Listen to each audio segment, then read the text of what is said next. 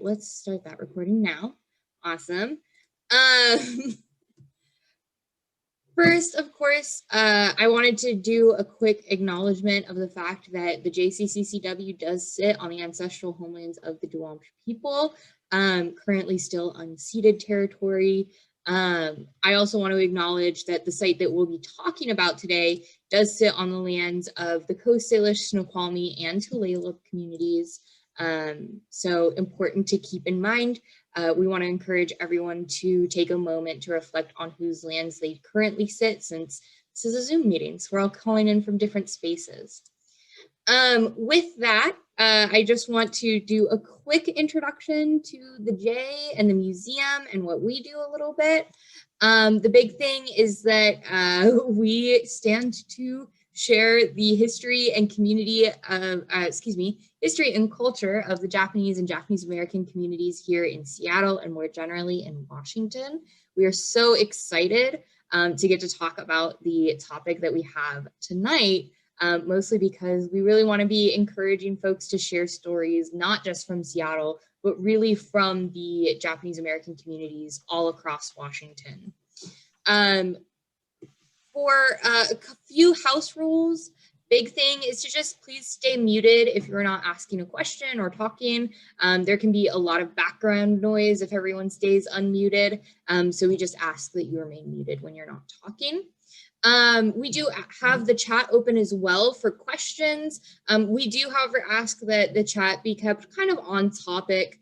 Try not to do too much back and forth with folks.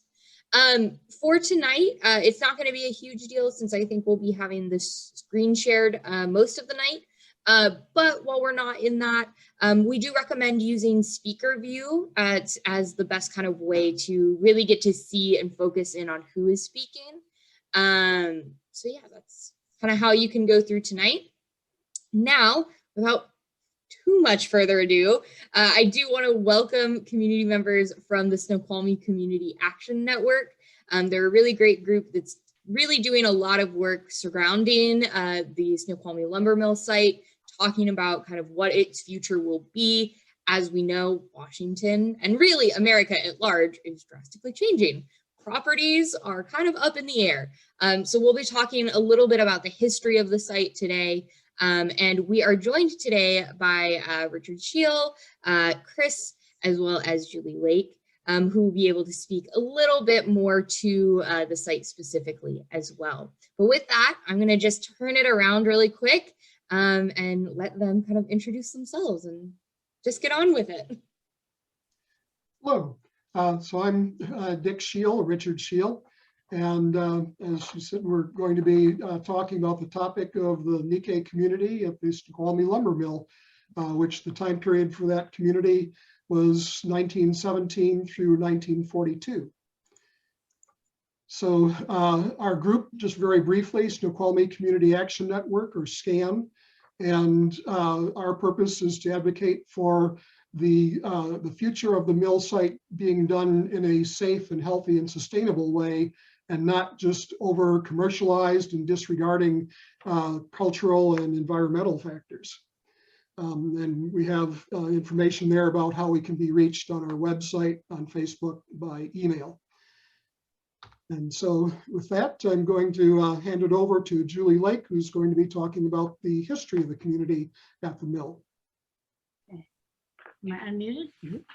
Hi, I'm Julie, and thanks for joining us. We really appreciate your interest. I'm going to start out showing this view of the mill site. It's an aerial view from 1920. The first mill opened in 1917, but by 1920, it was a mill town. There were a number of neighborhoods, hundreds of homes, and the Japanese barracks. So the circle, you see the red circle is where the Japanese workers and eventually their families also were housed. And on the far side of the mill in the forest and up and down the hills is where all the other, the people who came from here lived. They had regular homes with running water and electricity. And the Japanese were put up in bunkers. Excuse me. The reason for immigration, a lot of you probably already know this, was drastic political changes in Japan in the late 1800s. It encouraged a lot of Japanese citizens, particularly men, to seek opportunities away from their ancestral villages to cities such as Tokyo and Osaka, and also to the US territory of Hawaii to work on sugar plantations. Excuse me, there's a new pollen, a new pollen in the air today. And later they went to the West Coast states where they were largely employed by the agricultural and timber industry. Typical were sons from farming families and second or third sons who could not inherit ancestral land. After they were established over here, some would go home to find a bride and bring her back, or arrange for a picture bride to come over. And that's another whole story. And we've provided a link to the densho.org encyclopedia for more information on the picture brides. The very first mention of Japanese workers at Snoqualmie Falls Lumber Company, later known as Weyerhaeuser, is found in a 1917 internal letter dated 5 days after mill number 1 began operations. The letter states that the Japanese bunkhouse will be completed in a day or two. There was initially a tent town on the Snoqualmie River across Mill Pond Road downhill from the future barracks. And you can see there that it was flooded, which happened a lot. So there's initially the tent town, and then a 1918 letter mentions challenges in obtaining labor for the startup of mill number 2, and notes that one of the camp cars from the woods had been sent over to the Japanese camp to use until more barracks could be built. The loggers were like 7 or 8 miles away from the mill, and they were living in actual rail cars. And then they had to build, they built the railroads to go down to the mill, but they sent one of those down for people to live in until they could get more housing. A subsequent letter refers to building new quarters for the Japanese workers, and that they hope to get that kind of labor to keep us going, as there were no more soldiers available for logging or mill work. World War I had triggered a labor shortage, and even the soldiers sent by the US government to help out weren't enough to keep up with the work. So that's the first bunkhouse. By 1919, there were 500 men working in the mills, 110 of whom were Japanese immigrants, 2 logging camps of 150 men each, 7 or 8 miles away, and 40 Japanese workers on the railroad construction gang. Miles and miles of railroad tracks had to be built throughout the woods for the purpose of hauling logs to the mill. Now, we have a firsthand account of conditions in the mill town of Snoqualmie Falls. It was a company town that provided housing. I don't know what they charged the Japanese people, but other people were charged $16 a month for their house, which was about 25% of their monthly income. And ultimately, those houses were moved away, and in fact, Chris lives in one of them. So, the interview we have here, this is a clip from actually 8 hours of interview from the densho.org site with all the wonderful interviews with Japanese elders. And she was born in 1925 in Seattle, but later her family, when the Depression hit, they moved to Snoqualmie Falls to work in the mill there. We'll provide a link to the website, which is a wonderful reference tool you may already know about, for information on the lived experience of Nikkei people from immigration to the World War II incarceration and beyond. Here's Aiko. So what caused your family to move from where you had grown up initially? Well, first of all, depression. And the fact that I think my father realized he couldn't find any jobs down in Seattle, in the city. So he did have to go to the outskirts. And he, like I said, he found this job at the Weyerhaeuser Lumber Company. And they provided living quarters in a barrack-like thing, you know. And so we had a roof over our head, and we were able to buy food with what he earned. And at the time, refrigerators, electrical especially, were not that popular. So my job became one of making sure that the melted water from the ice on the top was emptied out continually so that you wouldn't have water on the floor. And just about the time war started, my father was able to buy this GE electric refrigerator. And boy, I was so happy because that eliminated my position. I did the other things, but I tell the story to the kids, and they kind of chuckle, so I didn't have to work that hard and make sure that the water wasn't overflowing onto the floor. But he bought it with cash because in those days there wasn't any credit, and I think he paid about 150. And then war came along, and of course we couldn't take the refrigerator with us, so he sold it for about $10. And of course, I think the surrounding people who thought that, oh boy, here's our chance kind of a thing, came down to our area and then bought a lot of things next to nothing. I think you've heard different ones tell different stories. But our refrigerator for $10 and the rest of the stuff, I don't remember. Because we could only take what we could carry, right?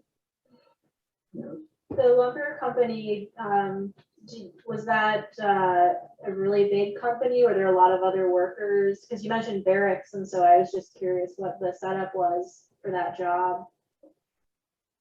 I really couldn't answer that. In that, I never really asked. Although I think there's 3 others and myself in the same grade. They were all juniors, and there were a couple of girls who were in seniors. There were 2 boys who were sophomores at the time, and that's about it. And the rest of the kids were in grammar school. There weren't that many Japanese either at the time, but I think most of us really didn't know what was going to happen to us, being uprooted, and where were we going? None of us knew where we were going. I know we had to get on the train, but the Army sent a truck, Army truck with an awning on top and military police on the end. And of course, Japanese people were proud. And so our parents said that you gotta wear good clothes, you gotta make a good impression. I'm trying to think, who do we make an impression to? But anyway, we all had to dress up nicely and boarded this truck to get to the train depot to go to wherever we were being sent to. So, I don't know. Was the lumber company or the logging company that your dad worked for, you mentioned living in barracks? Yeah, it's Weyerhaeuser, Weyerhauser. And his child got kidnapped, and it was very famous during that time. And I want to say about 1936, something like that. And so it was a Weyerhaeuser baby kidnapped, and a big to do about it. But he evidently, I never met them in person, so evidently he really liked the work ethics of the Japanese Oriental men. And so most of his workers were all Japanese men, and they were assigned certain areas of the lumber industry. Some had to work in a section where they debarked the tree. Some were in there slicing a tree into logs. My father was there. Some were assigned sorting and grading. And so I think the people who worked for the Weyerhaeuser and the family felt that we were really lucky and grateful for the fact that Mr. Weyerhaeuser provided roof over our head and was able to hire our fathers so that we could eat. Did your dad know that family, or how did he end up getting the job over there? That's something I never did find out. I was very curious about that as I got older, you know, especially after being married. And I often wonder about that. And whether there was a recruiting thing going on at the time or whether it was word of mouth, I have no idea. But one day he came home, he says, I got a job, but that meant us moving. Okay. What were the barracks like there? Well, you know, isn't it crazy that it's interesting you would ask me that because when people talk about their home life before the war, and none of them say barracks, you know, and here I am, and I'm going to say, yeah, I lived in a barrack. But as to your question, I can't even tell you how long it was in it, but in our particular section, there was two families, and then a kind of a studio where a bachelor did have a photography studio there, and so another family, so there's 4 families in our thing, and each unit had 2 bedrooms, 2 bedrooms, and a kitchen with a wood stove, and we had a common community outhouse at each end of the barrack. And then we had a community bathhouse. And each family had to take their turn to clean the tub inside and then scour it. And then, you know about the Japanese bath? Soaking tubs? Soaking tub like, yeah, wood, made out of wood. And you had to clean it out every night. And then because the fire is on the bottom and you make water hot, but then there was this heavy platform that went inside the hot tub so you won't get burned. And then you washed outside like the Japanese people did in Japan. And that would be used every night for the whole family. I think there was 1, 2, 3, 4, then it was 5, 6, 7, 8, 9, 10. So there were 10 families that used this community tub. And each family took their turn to take care of it, then get it hot for the night. On occasion, when the hot spring was working, we could take a bath in this big, it sounds like a swimming pool that the men got together and dug a place, and then they lined it with concrete. And so that was the time then I liked it because I didn't have to go scrub the tub inside because it was my job. It was supposed to be my mom's job, but it was my job to do this. So we would go to the hot spring and then naturally wash ourselves outside and then soak in a tub. And so the whole family went in there. There was a community thing. And so this is almost something that we did on an everyday basis before the war. So for me, it was nothing too upsetting. Whereas a lot of these families who are city dwellers had a hard time adjusting to it because there was no privacy. But you have to learn to put your towel over yourself so that you have your own private, and then turn toward the wall so no one will see you, and do your necessities, and then rinse off, and then jump in the thing. But I know that a lot of the girls had a hard time because when we went to camp, we were sent to an assembly center first. And there again, we had outhouses then, and there was only holes. Well, first of all, I should describe that. Or am I getting myself too far ahead? No, you're good. Okay, this is Julie again. So to clarify, Weyerhaeuser was a giant outfit, and they started in St. Paul, Minnesota. And after they logged off all of Minnesota and Wisconsin, they came out here to Oregon and Washington. Now they've turned into a real estate development firm. So it was a really huge, and the Weyerhaeuser baby was found and was okay. So this photo is by the gentleman to whom Aiko refers, the photographer. So Edna Hebner Cruz, who is not of Japanese descent, but who also grew up in the mill town and wrote a book on her recollections, described some of the details about the lives of the Nikkei community in her book, Memories of a Mill Town, Snoqualmie Falls, Washington, 1917 to 1932. It was a genuine mill town. They had a hospital and a hotel and a company store and all the amenities. So nobody had a car. They didn't need to go anywhere. Her book is in the King County Library System, and we've also provided a link in our resources to where it may be purchased. Mrs. Cruz writes that her father, who started working at the mill when it opened in 1917, had great respect for the Japanese men, in her words. She said he respected their intelligence, their industry, and their driving ambition, and he did all he could to help them. She also mentions Tazako Shimoda, to whom Mrs. Aiko Yamaichi referred, a photographer who is responsible for many of the historic images we have of the mill site and surrounding areas. It's my guess that a couple of the artifacts found in the archaeological dig Chris will tell you about later were flash bulbs of his. And this is, One of the community's better known residents was Shigeo George Abe, whose family lived and worked in the company town of Snoqualmie Falls for years.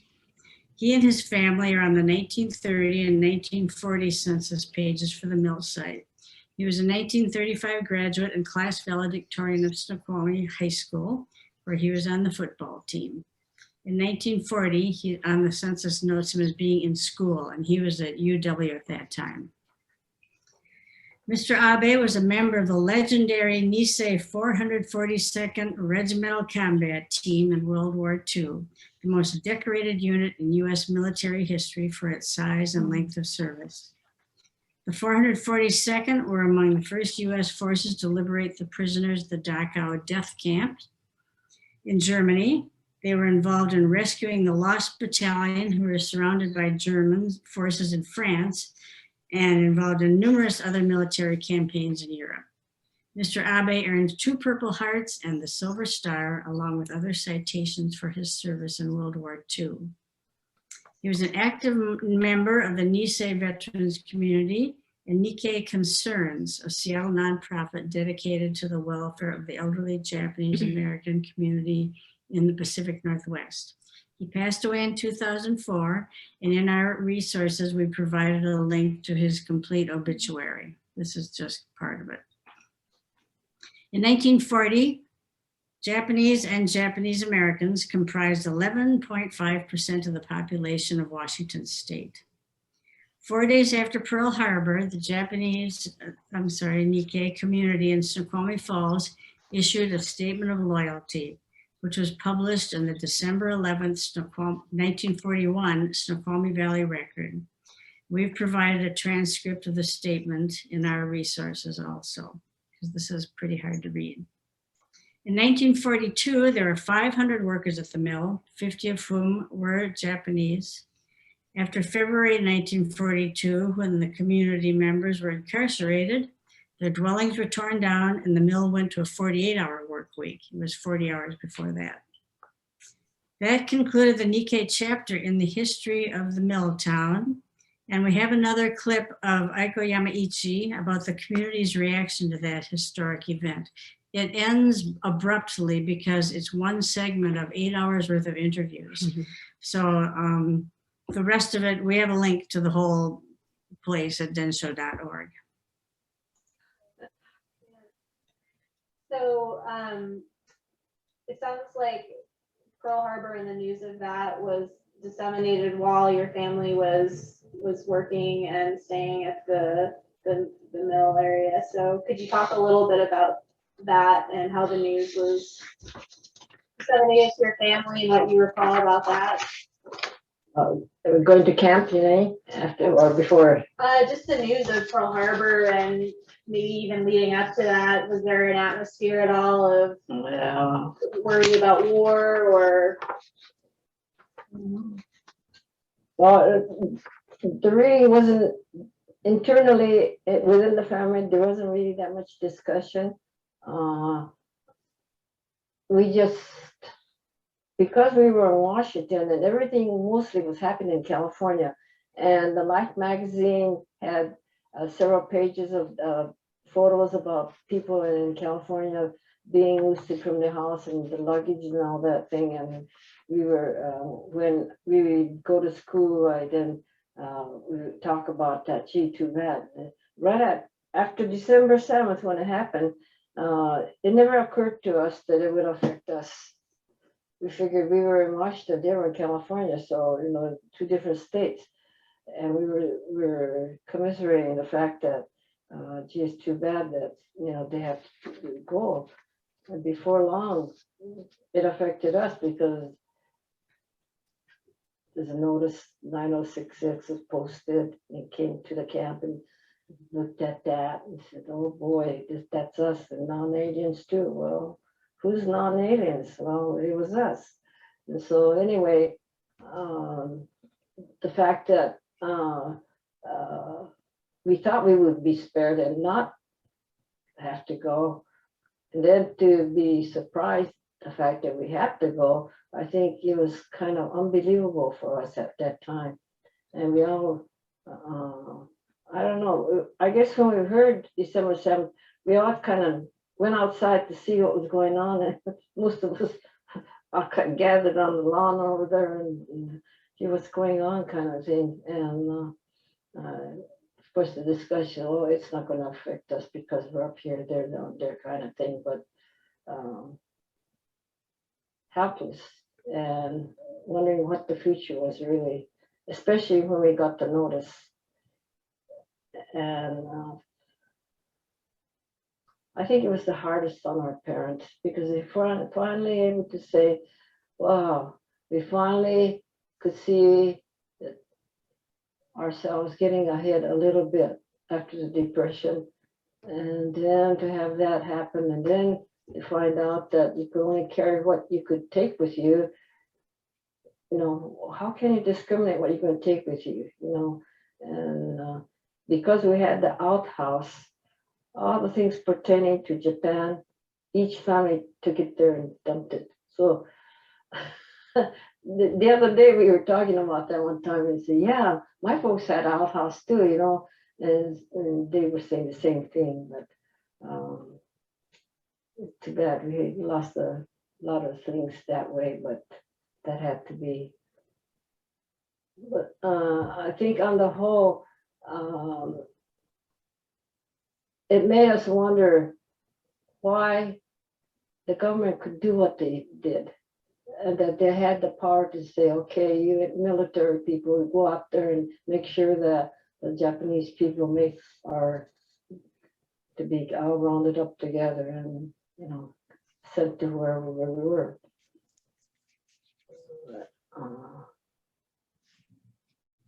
Yeah, those are the days. And do you recall like the news of Pearl Harbor being bombed, like over the radio or anything, or does that seem just real fuzzy to you? How?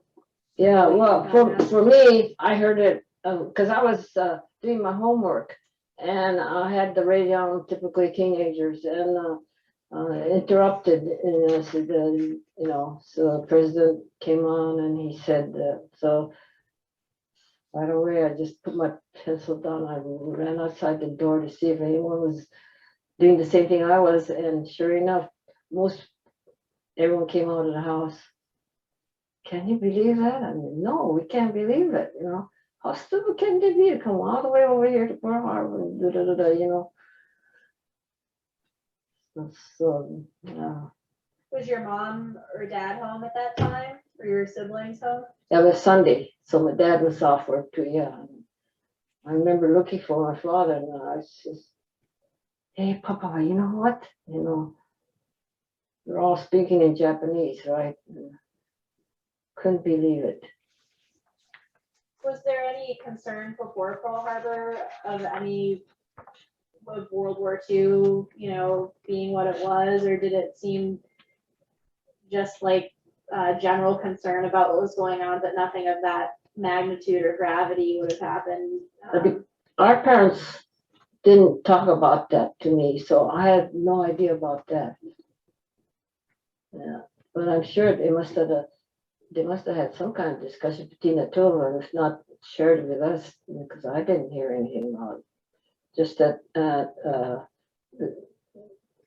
that first day when we went to school on a Monday, already there was a tension, you know, as if to say, okay, you Japs go back home, kind of a thing, you know. But you know, to this day, I wonder why the principal of the school didn't even, you know, come to the area and say, gee, I'm sorry to hear about this. Nothing like that, you know. And so there's this thing of, for me anyway, feeling like, well, actually the principal didn't even care whether we were there or not. And we were just a student making money for the school. We were there to get education, but at the same time, he's getting paid to hire a teacher to teach us, right? So in the same time, okay, the teachers are there to teach the students, and we're of the Japanese nationality, so could be kind of a thing, you know. At that time, didn't think anything of it, but as I talk about it now in my mature years, then that does come up, and I think, gee, you know, he really never cared. Some friends said that some of the teachers, if not the principal, made a special effort to come to the house to say that they were sorry about this whole situation and had hoped that nothing like this severe thing would happen. But in our case,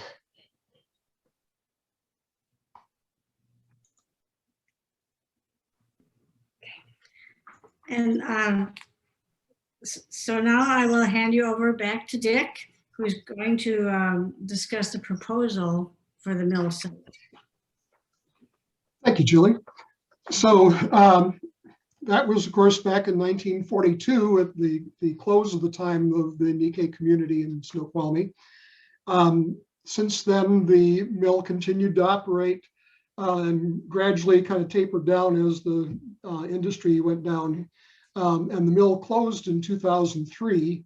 The city of Snoqualmie annexed that land in 2012. And then in 2017, a business group called Snoqualmie Mill Ventures applied to create a development there that would include commercial and industrial and residential areas. And the developer's proposal talks about developing it in phases over about 10 to 15 years. Now, this is quite a large area. It's about 261 acres. And this is a picture from the developer's website of what they envision it might look like. It's an artist's rendition. This would be more their retail area, but there would be some industrial areas, potentially office areas, and another variant on it includes a 5,000 seat amphitheater, outdoor amphitheater for concerts and things like that. Now, the stage they're at with that right now is, for the last 3 years, the developer prepared the draft environmental impact statement, which is like about 3,000 pages. It's a huge thing because it's a heavily contaminated site. There are a lot of cultural concerns, traffic concerns, noise concerns, water availability, all sorts of concerns. And so this environmental impact statement has to address all of that. So last July was the end of the draft period when there was comment from the community on that. And now the developer is updating to produce the final EIS that's supposed to address those concerns. And so whenever that gets completed by the developer, there will be a public hearing before the city's planning commission. The city says it'll happen sometime in 2021. They don't know for sure how long the developer will take to prepare that. At the time of that public hearing, members of the public and various agencies and other concerned groups can enter comments into the record. Then the Planning Commission will look at all that information. They'll make a recommendation to the City Council, and then the City Council will decide on whether to approve the project, to approve it, but with modifications, or to deny that. Now, it is possible for this decision to be appealed. Just based on the city's track record in the past, they tend to be very pro-development. So we are anticipating that they'll probably approve it either with or without modifications. And so those of us who have serious concerns about this are expecting that we may need to make an appeal on this. So now I'm going to hand it over to Chris Coffing, who's going to talk about some of the significance of the cultural findings. Hi, I'm Chris, and I'm going to share my comments and findings regarding the cultural resource section of the draft environmental impact statement for the mill project. I represent Snoqualmie Community Action Network, a 501c3, and I'm a member of the Sierra Club. And I'm an avid believer in historical preservation and aided in the formation of the interlocal agreement for Snoqualmie, City of Snoqualmie, with King County Historical Preservation and Landmark Commission. I've resided in Snoqualmie since 1998. So this development was brought to the attention of the executive director of the Japanese Cultural and Community Center of Washington, Karen Yoshitomi, by a local author and historian, James Zubsky, and to the attention of the JACL, Japanese American Citizens League, by one of your presenters actually contacted them, Julie Lake. And in July of 2017, the JACL sent an emergency resolution, you can see the first page here on your screen, to the City of Snoqualmie, declaring its position that the Snoqualmie Mill site is a significant archaeological site and that it should be placed on the National Register of Historic Places.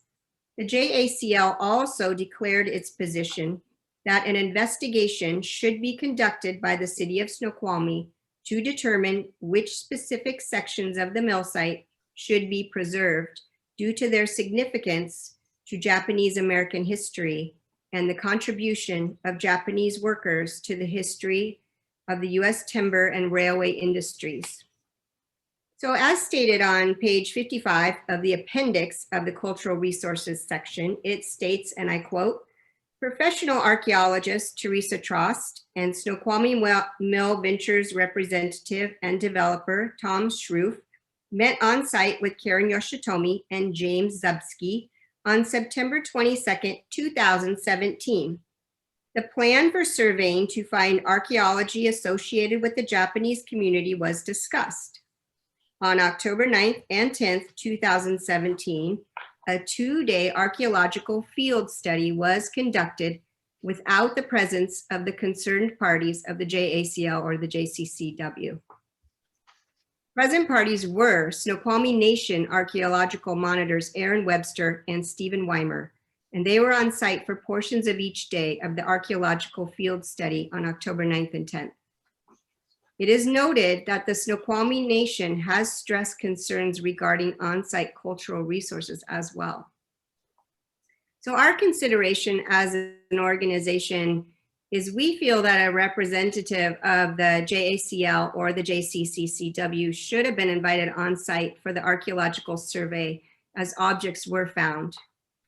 As noted on page 61 of the appendix for the resources, quote, a series of trenches were dug in trench 5 at the top of stratum 4. As of page 53 of the appendix for cultural resources, artifacts were found and the exploratory dig was halted. Objects brought to the surface were glass and leather fragments, 2 glass vessels with embossed Japanese script, fragments from 5 Japanese style teacups, leather pieces from men's boots and shoes, 2 leather soles from women's shoes, a fragment of a child's leather shoe, a light bulb, 3 amber, supposedly beer bottles, a metal bowl, pharmaceutical bottles, and fragments of china dinnerware. The number of shoe fragments present could be indicative of deposition when community residents were interned. Shoes may have been too bulky to carry, given that luggage space was limited.